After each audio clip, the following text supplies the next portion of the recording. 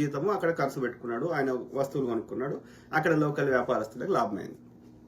So అట్లాంటి వాళ్ళతో ఎవరికి కూడా ఉంటుంది, ఫలానా గుజరాత్ ఆయన్నో, ఫలానా రాజస్థాన్ ఆయన్నో, ఇక్కడ ఆయనకి జాబ్ వచ్చింది ఐటీ కంపెనీలను, లేకపోతే ఈ ప్రభుత్వ రంగ సంస్థలను, లేకపోతే డిఆర్డిఓలను, ఇక్రిసాట్లను ఇలానో జాబ్ వచ్చింది.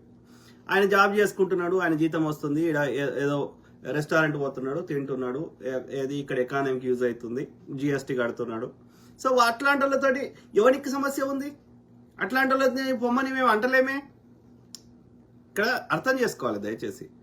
అంటే ఈ అలా నీతి వాక్యాలు వల్లే వేస్తున్న వాళ్ళు ఎవరు ఎక్కడైనా ఉండొచ్చు. అంటే ఇక్కడ ఎకానమీకి సహకరిస్తే ఇక్కడ